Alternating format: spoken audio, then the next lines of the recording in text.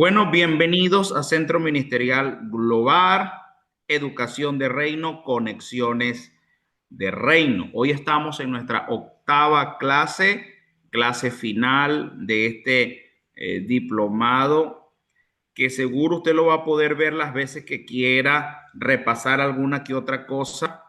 Será de mucha utilidad para nuestro crecimiento en la palabra. Así que vamos a iniciar y vamos a compartir la pantalla. Vamos a compartir la pantalla.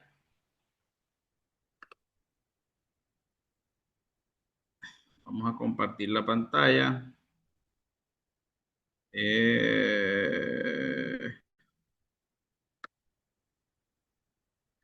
¿Puede verlo? ¿Sí puede ver la pantalla? Amén, Sí, amén. sí, Bendiciones, sí se puede ver. se puede ver. Amén, amén, amén. Se puede Creo que es ver. nuestro hermano de Costa Rica, ¿cierto? Amén, amén. Dios los bendiga a todos. Ah, ya lo reconocí. Pura vida. Amén. Pura Bueno, vida, pura vida. amén. Vamos a comenzar nuestra clase y hoy vamos a ver Primera de Tesalonicenses, Filipenses y Filemón. Lo que hemos hablado en estas 8 clases es que, según la tradición, dicen que Pablo escribió cerca de 14 cartas. Pudo haber escrito más, pero las que se pueden autenticar mediante el estudio filológico de estas cartas, mucho más contemporáneo, son siete. ¿Y cuál fue la que dimos? Dimos Gálatas, Romanos, Primera de Corintios, Segunda de Corintios, Primera de Tesalonicenses, Filipenses y Filemón. Así que vamos a continuar. Primera de Tesalonicenses. Tesalonicense, contexto histórico. Esto es muy importante.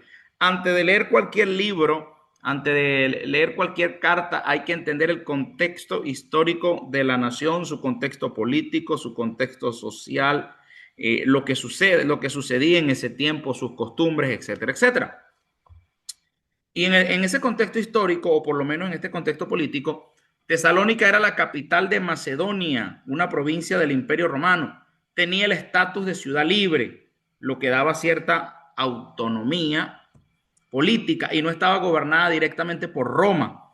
Era un puerto estratégico en la vía de Egnatia, cerca entre las fronteras, una carretera principal que conectaba el este y el oeste del imperio. Esto la hacía un centro comercial influyente. El imperio exigía lealtad al emperador, quien era visto casi como un dios. Esto causaba conflicto con los cristianos, quienes declaraban que Jesús es el Señor, lo cual era una declaración política subversiva. ¿Qué significa eso? Que estaban en contra de lo que se creía, de sus religiones politeístas, porque ellos creían en muchas cosas y tener una posición dogmática y monoteísta no era principalmente del agrado de la gente de Tesalónica o del Imperio Romano. ¿Cuál era el contexto social? Tesalónica era una ciudad cosmopolita, con griegos, romanos, judíos y orientales. Había una gran desigualdad social, como actualmente, no hay un cambio quizás entre esos tiempos. Ricos, comerciantes y muchos trabajadores o esclavos. La comunidad cristiana era mixta, aunque en su mayor gentil no judía, con algunos judíos conversos. Muchos creyentes enfrentaban persecución social y rechazo por abandonar los cultos tradicionales. ¿Cuáles eran los cultos tradicionales? El culto a la diosa de los Efesios, a Diana de los Efesios, y cultos paganos con prácticas inmorales muy exacerbadas. En el contexto religioso, Tesalónica era un centro de idolatría. Había templos dedicados a Zeus, Apolo, Dionisio y especialmente al culto imperial, o sea, la adoración al César, que significa Señor. El judaísmo tenía presencia también con una sinagoga activa, aunque los judíos persiguieron a Pablo y lo expulsaron. Todos sabemos que se empezaron con sinagogas y esas sinagogas tenían tendencia judaizante, y esa tendencia judaizante hizo que Pablo saliera de esos contornos a hacer lo que realmente Dios le había mandado hacer, que era a llegar a los perdidos, cosa que nosotros debemos imitar en este tiempo donde hay esa cultura judaizante, en teoría cristianizante, pero bajo una posición legalista. El mensaje cristiano chocaba con estos sistemas, lógicamente, porque rechazaba los ídolos, ellos eran politeístas, o sea, muchos dioses, y afirmaba la exclusividad de Cristo como Salvador y Rey. Tenían que rechazarlo de una, tenían que rechazarlo de una. ¿Cuáles eran las costumbres y cultura? Los gentiles recién convertidos venían de prácticas como fornicación, ritual y relaciones sexuales fuera del matrimonio. Por eso Pablo en esta carta insiste en la santidad sexual, porque ellos vivían un libertinaje desenfrenado. Insiste en la santidad sexual, cultos mistéricos con emociones intensas, éxtasis y promesas de inmortalidad. Creencias confusas sobre la muerte y la resurrección, lo que explica la enseñanza de Pablo sobre la venida del Señor y la esperanza en la resurrección. Entonces Pablo empieza a hacer una teología para poder de alguna manera darle a entender a esta sociedad que estaba totalmente alejado del proyecto de Dios, de los planes de Dios, de un lineamiento que agrade a Dios. Era común la clientela social, los pobres dependían de mecenas de los ricos, los que podían influir en su lealtad y valores. O sea, el rico podía hacer con el pobre lo que quería, y eso influía en su lealtad por un pedazo de pan, lógicamente. Ahora, Tesalonicenses es un libro escatológico, pero no desde el punto de vista que nosotros lo hemos pensado o lo hemos leído de manera deductiva. Yo les he explicado que deductivo es cuando yo leo la carta y solamente lo leo de la forma como la estoy leyendo, pero inductivo es cuando puedo analizar todo el contexto filológico, la parte semántica, la parte contextual, política, idiosincrasia, cultura, etcétera, etcétera. Cuando leemos bajo esta lupa y obviamente también bajo la inspiración del Espíritu Santo, Tesalonicense habla de la esperanza del regreso del Señor. ¿Cuál es el contexto? Escrita desde Corinto alrededor del año 50 después de Cristo. Motivo: animar a una iglesia joven en medio de persecución y corregir confusión sobre el regreso de Cristo. ¿Viene, no viene? ¿Cómo viene? Entonces, ¿cuáles son los temas clave? La segunda venida de Cristo. Primera de Tesalonicenses 4, 13 al 18. Ahí está. La santidad como preparación escatológica. ¿Por qué? Porque la gente tenía una esperanza escatológica, pero no tenía una vida, que no vivían como salvos. Esa sociedad tenía muy enraizada el hecho de una raíz teológica que decía que el cuerpo era totalmente corrupto y que el alma debía purificarse. Así que tenía que luchar contra esa estructura bajo la nueva premisa de Dios, la nueva forma de vida de Dios, y que la santidad es una preparación hacia una esperanza futura en la venida de Cristo. Si morimos, morimos en Cristo, y si viene Él, nos vamos con Él. Y habla también del afecto pastoral de Pablo por la iglesia. Primera Tesalonicenses 2, 7 al 8 habla de ese afecto por la iglesia, esa iglesia que lo ayudó, esa iglesia que estuvo pendiente de los viajes misioneros, que aún en su escasez estuvo pendiente de él y le ayudó.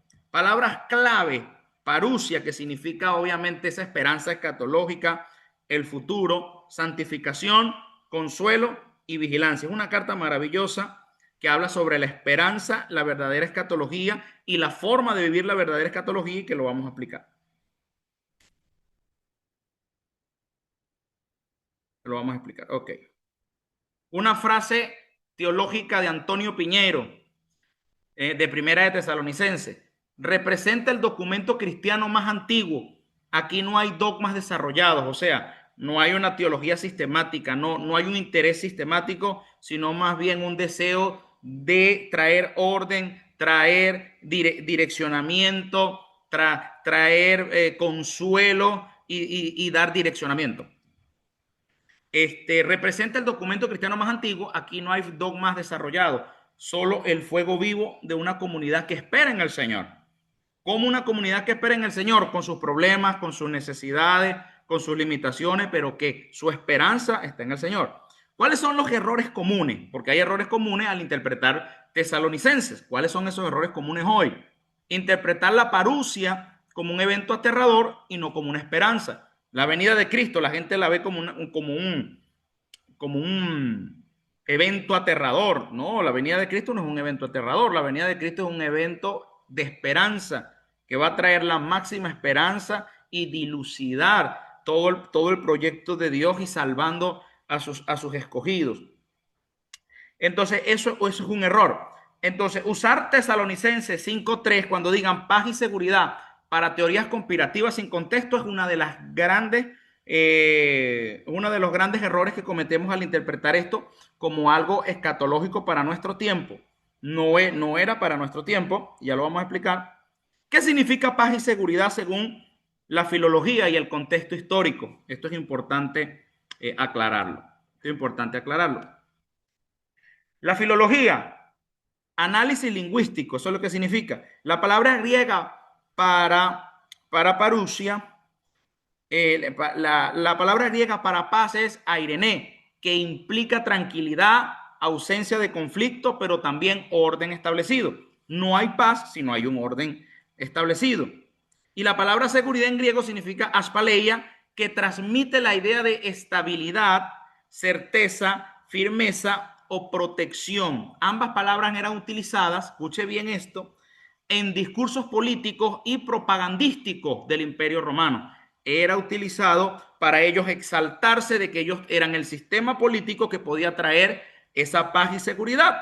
Pero la paz y seguridad no la produce ningún gobierno, ningún sistema de gobierno, sino en Dios. Y eso es lo que Pablo trata de explicar en esta carta. Durante el Imperio Romano, especialmente bajo el gobierno de paz de Roma, el imperio promovía la idea de que ellos proveían paz y seguridad. Es una idea política, no es una idea escatológica cristiana, apocalíptica, no. Es un concepto que se manejaba del Imperio Romano como el imperio que proveía paz y seguridad y una estabilidad política, una dirección política y un orden político jurídico. Promovía la idea de que ellos proveían paz y seguridad a todos los pueblos conquistados, entre esos Tesalónica. Esta frase era común en monedas, discursos y proclamas imperiales. Entonces Pablo está usando un lenguaje que sus oyentes reconocerían como parte de la propaganda del imperio. Eso es importante. Pablo está usando este lenguaje como parte de la propaganda del imperio romano y lo usa irónicamente, escuche bien, irónicamente, mientras el mundo romano decía estamos en paz y seguros, Pablo advierte que vendrá Pablo advierte que vendrá, Pablo advierte que vendrá juicio repentino de parte de Dios porque ellos están hablando de paz y seguridad, pero sus vidas no acompañan al proyecto de Dios, a la forma de vida de Dios, y es una esperanza efímera porque es una esperanza en el hombre.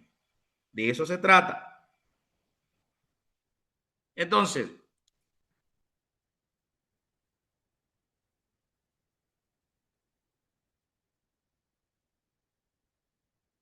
y juicio repentino.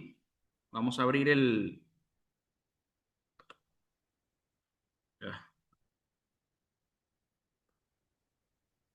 ¿Estamos aquí todavía? ¿Estamos aquí? Preguntas para poder seguir. Preguntas sobre esto. Pregunta Sangermer, pregunta Elías, pregunta Marta.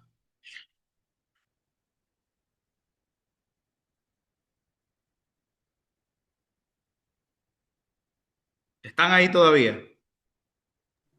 Sí, correcto, pastor. Mira, ese tiempo, recuérdate que entró un proceso, ya iba a entrar en el proceso de la persecución de la iglesia como tal. En la historia de la iglesia como tal iba a entrar un proceso de persecución.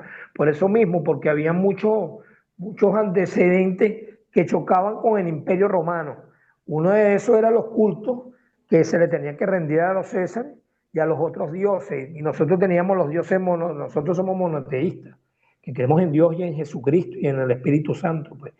Entonces ahí donde viene ese choque en tesalonicenses, de ende que por ahí también viene un choque también en las cartas de Corintios de la manera de vestir. Entonces hay una cuestión más allá, que estos cristianos podemos decir que era de la parte de la historia apostólica o la iglesia primitiva o la historia primitiva. Podemos decir que estos cristianos se prepararon a envergadura para entrar en el periodo de la iglesia perseguida, porque fue tremendo esa persecución que tuvieron, casi 213 años tuvieron de persecución. Y se calcula en la historia, en las catatumbas se calculan que hubieron 2 millones a 7 millones de cristianos muertos. Y nosotros hoy en día nos da una gripecita, nos da algo y nos están persiguiendo. Y nos da miedo ir a la iglesia. Y tenemos miedo de aquello. Bueno, imagínese usted. Bueno, uno de los errores más comunes es hablar sobre la parusia como algo conspirativo para nuestro tiempo. Tiene más que ver con una defensa a la santidad de Dios y a la estabilidad de tener a Dios por encima de una estabilidad humana. Mire que eso puede calar inclusive en la situación venezolana. Perdón. Puede calar en la situación venezolana, que nuestra esperanza no está en un gobierno, sino que nuestra esperanza está en una esperanza futura, pero que tiene que ver también con un proceso de santificación que agrade a Dios. Que agrade a Dios. Porque los hombres van a manejarse de la manera que ellos piensan, pero nosotros nos manejamos a la manera de Dios. ¿Ve? Y eso desvincula totalmente nuestra vida de una esperanza humana, sino totalmente de la dirección de Dios. ¿Estamos ahí? Amén, amén, amén, así es, muy Entonces, correcto. entonces ¿cómo? Disculpe, yo tengo el concepto claro de la parucía. Bueno, si usted quiere aclarar el concepto de la parucía, para los demás que están ahí participando y los próximos que van a ver el video grabado. Claro, la parucía es los eventos futuros desde el punto de vista escatológico. Y entonces, si no lo entendemos, si lo entendemos desde un punto de vista apocalíptico en este sentido de la carta de Tesalonicenses, desvirtuaríamos qué es lo que Pablo estaba diciendo a lo de Tesalonicenses. ¿Sí? Eso. Pero la parusia existe, la escatología existe, los eventos futuros que están por venir vendrán, se cumplirán las profecías del Señor. Amén. ¿Sí entendemos? Se van a cumplir a su debido tiempo y en el momento en que Dios lo diga. Pero en ese contexto, esa paz y seguridad no tenía que ver con algo apocalíptico que tenga que ver con la gran tribulación. Eso no, ahí no es para eso. Es otro tema. Vamos a continuar. Vamos a continuar vamos a compartir pantalla.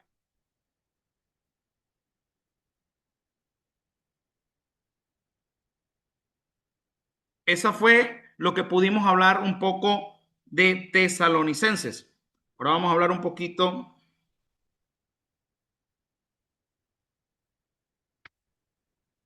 Vamos a hablar un poquito de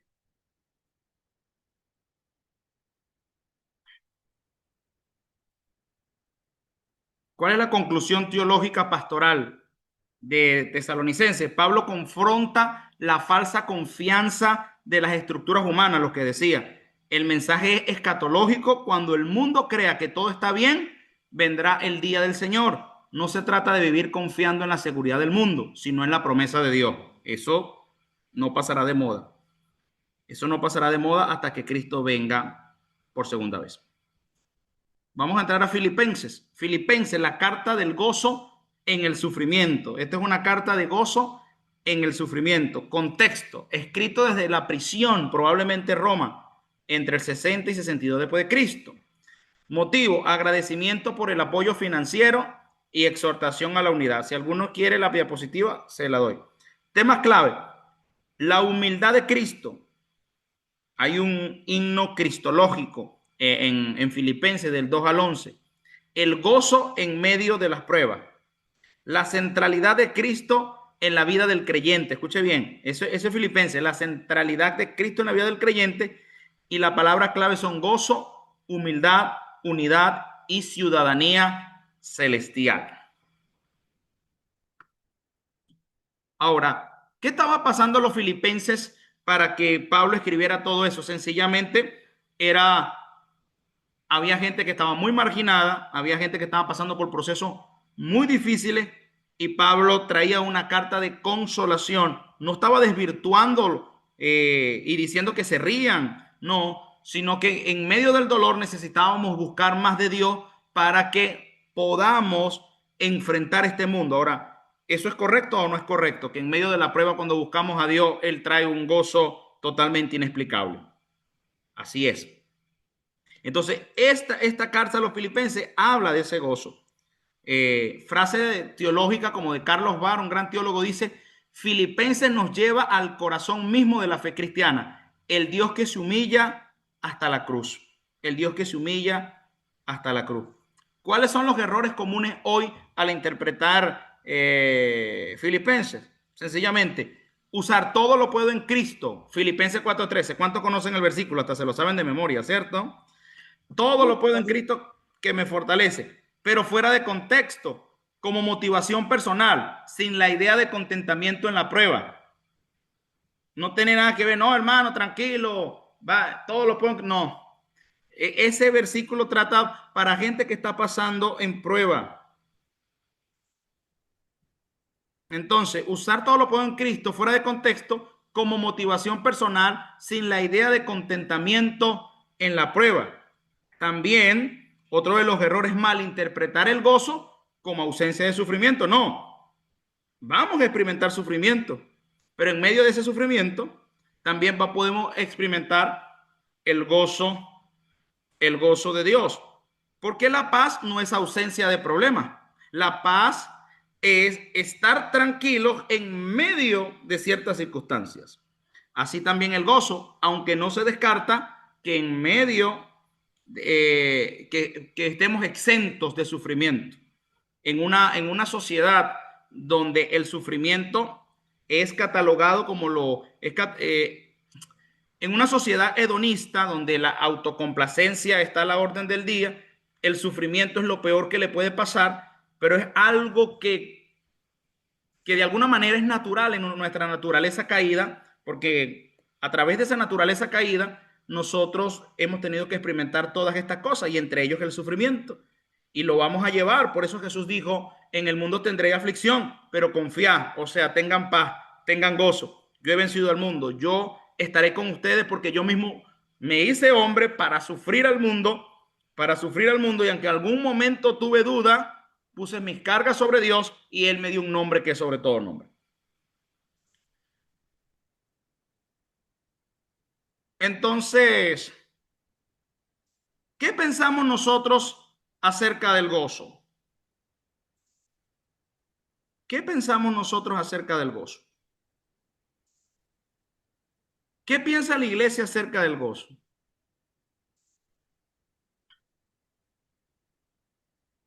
Voy a dejar de compartir. ¿Qué piensa la iglesia de hoy acerca del gozo? ¿Cuál es su concepto? Mi hermana pastora, los hermanos que están ahí conectados. ¿Qué piensa la iglesia de hoy acerca del gozo?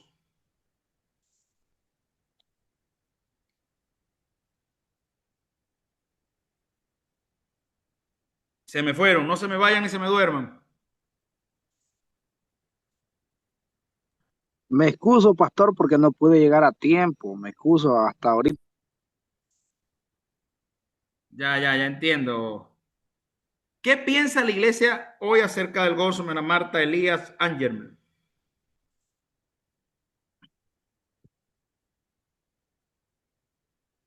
Se me fueron, Elías. No, bueno, mira, hay un tema del gozo muy diferente al gozo de aquel tiempo.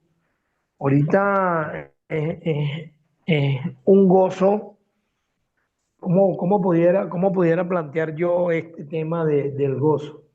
El gozo de aquel tiempo era más allá, de los sufrimientos, de las torturas que existían ahí bajo el Imperio Romano. El Imperio Romano empezó esa persecución en el año 64 y allí empezaban, eran muy crueles los tratos y eso era lo que Pablo trataba de infundir, el gozo del Señor en nuestros procesos. Podemos decir que esta gente eran testigos fieles. Podemos decir que todas estas personas, la mayoría de estos cristianos eran testigos fieles, a pesar de los procesos barbáricos que tuvieron que pasar. Muy diferente al gozo de hoy en las iglesias contemporáneas, podemos decir la iglesia moderna, porque eso es lo que podemos decir, estamos entrando ya, saliendo de este proceso de iglesia moderna para entrar a la iglesia del milenio, la iglesia del reino. Va a haber un proceso, bueno, tenemos que estar preparados, pastor. Yo le digo que tenemos que estar preparados porque estamos cerquita de la venida del Señor. Y con Amén. todos los acontecimientos que estamos viendo a nivel mundial, terrible, terrible. En una parte de África hoy mataron como a 7 cristianos, los decapitaron. Y lo que viene es tremendo, lo que viene es tremendo. Ahí sí tenemos que apretar como Juan el Bautista, testigo fiel hasta la muerte. Amén. ¿Cuál es el gozo? Gracias por tu aporte. ¿Cuál es el gozo que entiende la iglesia hoy, Pastora Marta? ¿Qué entiende la iglesia como gozo hoy? Pastor, eso es difícil ahora entenderlo porque si vemos las palabras del apóstol Pablo en Filipenses, él no estaba viviendo un momento bueno. Sentimos gozo cuando estamos en las buenas, pero cuando estamos sufriendo, pasando por un momento de angustia, se nos va el gozo, con ganas hasta de renunciar. Y siempre hablo de este texto bíblico porque el apóstol Pablo puede decir, o sea, que él se gozaba en la escasez, en la abundancia, en todo momento, él tenía esa confianza de que era Dios el que le sustentaba, el que le proveía, el que le daba esa fortaleza para avanzar y seguir adelante. O sea, no había nada que lo detuviera. Entonces, hoy día se ve muy difícil o muy pocos cristianos que puedan experimentar eso que experimentó el apóstol Pablo. Y cuando decimos tan fácil ese texto bíblico que es nuestro texto lema, todo lo puedo en Cristo que me fortalece, pero hay que ver el momento que él estaba viviendo. Exactamente. Tenemos que entender que la iglesia entiende como gozo algo, Pablo le está hablando futurísticamente como algo profético, preparándolos en carácter para lo que venía. Filipenses está cerca de Tesalonicenses y es como una revelación hasta profética de lo que va a venir después y de cómo tienen que preparar su carácter para poder tener gozo en las pruebas que sí iban a venir y que su confianza no iban a poder estar puesta en el gobierno porque muchos de sus pueblos iban a ser destruidos, iban a ser perseguidos y no podían tener esa confianza en ellos y tenían que aprender a convivir con el gozo, cosa que tuvieron que vivir en la persecución, que ya Angermer nos explicó un poco acerca del tiempo de persecución. Pero fíjese que Dios alerta a través de su profeta y utiliza a Pablo de manera profética para alertar a ellos a que se preparen para estar preparados para cuando vengan las diferentes pruebas y poder ser mártir y que va a haber una esperanza aún en medio de ese proceso, en medio de ese proceso. Ahora, ¿cómo lo ve la iglesia de ahora? Como un gozo emocional que me hace reír, que me hace cantar, que me hace llorar, que es el momento del domingo que voy a la iglesia, lloro, pero después ya no siento nada porque es el único momento que tengo gozo y eso no tiene nada que ver. El gozo es una realidad de formación de carácter donde Pablo decía, sé vivir en abundancia, sé vivir en escasez. ¿Qué quiere decir eso? Que mi ánimo es igual, tenga plata, no tenga plata, mi fe está puesta en Dios. Pero para eso hay que desarrollar carácter. Para tener un verdadero gozo, necesito desarrollar carácter. Ah, está enfermo, gloria a Dios, Dios lo sana. Ah, se cayó, bueno, que se levante. Y tú dices, wow, y a este hombre no le inmuta nada. No es que no le inmuta nada, es que él está claro que su esperanza es Dios. Y que Dios es el único que puede hacer las cosas y que su gozo es Dios. Gracias, Señor, porque me respondiste. No tengo plata hoy, gloria a Dios. Mañana tengo plata, gloria a Dios. No determina mi estado de ánimo. El gozo es el conocimiento de mi identidad en cualquier situación que yo tenga. Y de paso Pablo le dice, haya por sumo gozo cuando estén pasando por diversas pruebas. ¿Qué? O sea, es la consumación de que verdaderamente usted sabe quién es. Es la consumación de que usted sabe cuál es su identidad y que usted no lo alarma nada, sino que usted sabe todo lo que tiene que pasar y cómo debe actuar en medio de esa situación. O sea, que un cristiano que tiene gozo raramente necesita un consejo de alguien. ¿Por qué? Porque él sabe lo que tiene que pasar. Suena un poco difícil, pero eso es cuando tú tienes un carácter formado. Tienes un carácter formado como un amigo diabético. Le iban a cortar el pie y se lo llevaron al hospital y el hombre empezó a predicar y le cortaron el pie y el hombre se ganó mucha gente en el hospital. Porque el hombre tenía una unción poderosa, pero era comelón. Una cosa no quita la otra. Puedes tener unción hasta los huesos, pero puedes tener diabetes hasta donde quiera porque nunca te cuidaste. Así que una cosa no tiene que ver con la otra. Y entonces este hombre se ganó mucha gente en ese tiempo antes de morir de un coma diabético. Pero tenía gozo y decía, Cristo lo viene a buscar y si me muero me voy con él. Y todo el mundo loco porque a este hombre le van a picar el pie. Bueno, de eso se trata, ¿no? De poder entender quiénes somos en el Señor y cuál es el verdadero gozo, el conocer a Dios y saber que Él está conmigo en cualquier situación que sea. Quedan 5 minutos, no me voy a tardar mucho tampoco en el próximo segmento. Si se cae, vuelve a entrar, ¿sí? Vuelve a entrar en el próximo segmento. Vamos a compartir, yo creo que estamos entendiendo chévere.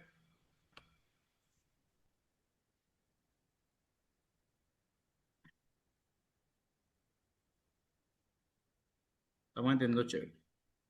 Ahora vamos con la carta más pequeña que escribió Pablo, pero no menos importante. Filemón. El evangelio aplicado a las relaciones personales. Es un evangelio cortito, pero con una verdad muy poderosa. Contexto. Escritas desde la prisión junto con Filipenses. Motivo. Intercesión de Pablo por Onésimo, el esclavo fugitivo convertido al evangelio. Temas clave: reconciliación cristiana, igualdad en Cristo, a pesar de que uno es esclavo y el otro no, poder del perdón y la restauración. Palabras clave: perdón, hermandad, intercesión, transformación. Pablo lleva una carta a Filemón, una carta particular. Una carta particular que de alguna manera nos trae una verdad que podemos practicar en comunidad. Podemos practicar en comunidad. Frase teológica como N.T. Wright: Filemón no es solo una carta privada, es un manifiesto del poder del evangelio para redimir incluso las estructuras sociales más rígidas. ¿Cuáles son las estructuras sociales más rígidas? El esclavo y el jefe, para que tengan una relación de convivencia sana. Errores comunes hoy al interpretar Filemón: pasar por alto esta carta como poco relevante. No es relevante, tiene una verdad muy buena que todavía seguimos viviendo de alguna manera. No aplicar su mensaje a los conflictos personales en la iglesia. No, hay muchas cosas rescatables en esta carta para dirimir conflictos de poderes y conflictos que tienen que ver con asuntos sociales. Citas finales de teólogos sobre estas cartas. Antonio Piñeiro: las epístolas auténticas de Pablo no son tratados sistemáticos, sino cartas vivas que brotan de la urgencia de la misión. Wow. Las epístolas auténticas de Pablo no son tratados sistemáticos, sino cartas vivas que brotan de la urgencia de la misión. John Stott dice: Filipenses es una carta que nos recuerda que el evangelio no solo se predica, también se encarna en la comunidad. ¿A través de qué? Del proceso de la tribulación, de acompañarnos. Y F.F. Bruce dice: en Filemón vemos a Pablo no como el teólogo, sino como un pacificador. Bienaventurados los pacificadores, ellos serán llamados hijos de Dios, aplicando la cruz a un conflicto humano. Qué lindo. Qué lindo, ¿no?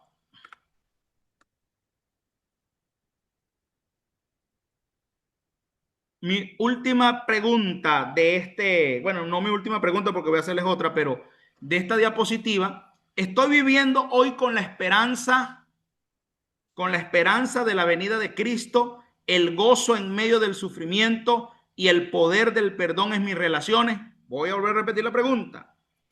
Estoy viviendo hoy con la esperanza de la venida de Cristo, el gozo en medio del sufrimiento y el poder del perdón en mis relaciones.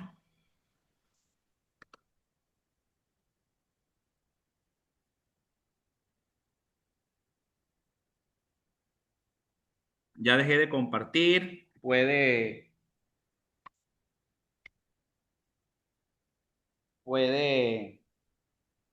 abrir su cámara, compartir conmigo este ratito que nos queda.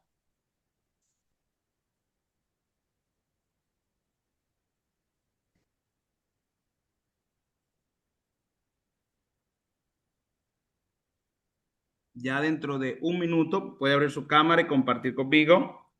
¿Cómo está con eso? ¿Cómo podemos dirimir esa pregunta? ¿Estoy viviendo hoy con la esperanza de la venida de Cristo, el gozo en medio del sufrimiento y el poder del perdón en mis relaciones? Bueno, lo primero, el gozo, nosotros prácticamente todavía en Latinoamérica, bueno, podemos decir, a pesar de toda la situación aquí en Venezuela, podemos decir que estamos como reyes. No hemos sufrido nada y no hemos pasado procesos económicos nada más. Y no hemos pasado procesos grandes, procesos de envergadura, y nos mantenemos un gozo constante. Yo me mantengo un gozo constante porque tengo los niveles de conciencia muy alto en no perder tiempo en cosas que no van a ser productivas. Eso es una parte fundamental. Y bueno, de perdón, yo digo que el cristiano nunca debe tener enemigos. Mismo Cristo dijo, bueno, ama a tu enemigo. Nosotros los cristianos, si somos genuinos, en nuestra mente no debe existir enemigo. No debe existir enemigo. Porque tenemos que sacar una parte importante de nosotros que se llama. Y bueno, llega este hombre y bueno, y recibe a Onésimo. Es más, te recomiendo, Pablo es la representación, digo yo de mi pensamiento, después de Cristo, es uno de los más fervientes en la lucha del evangelio. Para mí yo lo considero uno de los, después de Cristo él, y bueno, no voy a entrar más allá de las cosas, después de Cristo Pablo, porque recuérdate que era perseguidor y homicida de la iglesia, en una transformación completa y la preparación, bueno, lo que hemos recibido de parte tuya, bueno, tremendo, la preparación, porque hay revelaciones, pero también tenemos que ser preparados. Revelación es la búsqueda, pero tenemos que también tener el conocimiento. Entonces, el conocimiento nos va a llevar a la revelación, porque nos vamos a enamorar en el proceso. Sí, Pablo tuvo que recodificar. Pablo tuvo que desaprender para aprender. Recibió una revelación y tuvo que dejar y desaprender Tremendo, yo lo para, partió para completo el Señor. para poder entrar en la visión y poder entender que es de parte de Dios lo que le pasó. O sea, Tremendo. el hombre la toma en serio. Dijo, si esto es de Dios, Dios tiene que direccionarme y Dios tiene que prepararme, porque si yo le voy a entrar de frente a esto, le voy a entrar como es. No le voy a entrar. Y yo pienso que eso es decisiones que debemos tomar como cristianos. Y yo admiro mucho a esas personas que a veces le dicen a uno, no, lo que pasa es que yo veo que hay gente que juega el juego del evangelio, va a la iglesia, pero yo no los veo bien. Y sí, hay mucha gente dentro de nuestras congregaciones que van porque, bueno, están luchando con muchas cosas y somos seres humanos. Pero gente que dice, yo si voy a ser cristiano, voy a ser como es. Bueno, fue eso. Como es. Sí, Pablo fue eso. Tremendo. Pablo tuvo que irse lejos a prepararse, a digerir, a interiorizar, a interiorizar muchas cosas, a desactualizar un montón de software que tenía por allá instalado, desinstalarlo, por decirlo así, contemporáneo a nuestra época, unas aplicaciones que tenía puestas ahí, desinstalarlas y empezar a instalarse un nuevo proceso a través de la oración, a través del ayuno, a través de la búsqueda, y nunca le faltó revelación. No, un gran teólogo nunca le falta revelación.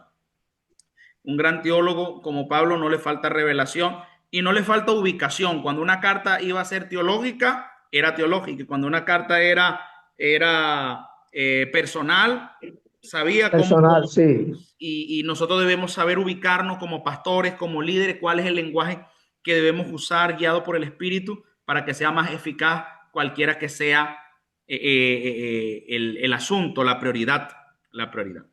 Bueno, mis hermanos queridos, estoy muy contento de haber tenido este pequeño grupo y otros que se han conectado a la distancia. Creo que ha sido muy enriquecedor este tiempo. Vamos a tener un pequeño examencito. Yo le voy a mandar el link de todas las clases que hemos visto. El asunto del examencito no es para que usted diga yo saqué 20, yo saqué, no, sino para refrescar y que nos queden cosas y que aprendamos. Mi interés de esto es que podamos aprender y fortalecer nuestra fe y que nuestro conocimiento nos permita abrir, poder enriquecernos, porque a la final este conocimiento que usted está teniendo nunca será para usted, siempre será para otro. Amén. Todo lo que usted aprende no es para usted, lo termina disfrutando otro, lo termina saboreando otro más que usted. Así es. Así que hoy es la última clase. Los que nos están viendo hoy, bueno, los que no han visto todavía algunas clases, díganme para verlas. Más tardar entre lunes y martes yo le mando ese pequeño quiz, ¿verdad? Ese pequeño quizito donde vamos a poner opción A, opción B, opción C, ¿ve? Para que usted, un examen recopilatorio. Como les dije ya, el que desee certificado, bueno, yo le había dicho, perdón, que si alguno podía darle certificado, yo dije, bueno, un costo módico de $5 que no empobrece ni enriquece a nadie, de verdad que es pírrico, ¿no? Digo yo, pero si alguno tiene alguna dificultad, yo no lo hice con esa intención, ¿verdad? No lo hice con esa intención. Más que todo, usted entiende. Yo creo que lo que estamos aquí somos entendidos en lo que estamos haciendo para recibir el certificado. Hay algunos que me han comunicado, otros me han dicho, sí, pastor, yo le voy a facilitar esto, dígame cómo se lo mando. Bueno, ya les diré, pero no quiero que se me quede ahí, ¿sí? No quiero que se me quede como que no, porque bueno. De todas maneras, hay un versículo muy bueno que dice Gálatas 6:6, que dice, haz partícipe de toda obra buena aquel que lo instruye. Si usted no tiene plata para bendecirme, por lo menos ore por mí. Eso es bastante. Por lo menos ore por mí y me hace bastante propaganda. Eso es bastante bueno para mí. Y quiero compartirles que hoy he recibido mi segundo libro que Dios me dio la oportunidad de escribir. Es un excelente libro que voy a llevar a Venezuela. Ahorita a principios de septiembre. Se llama Soldados del Altar. Un libro que seguro le va a impactar, un libro para pastores, evangelistas, músicos, adoradores.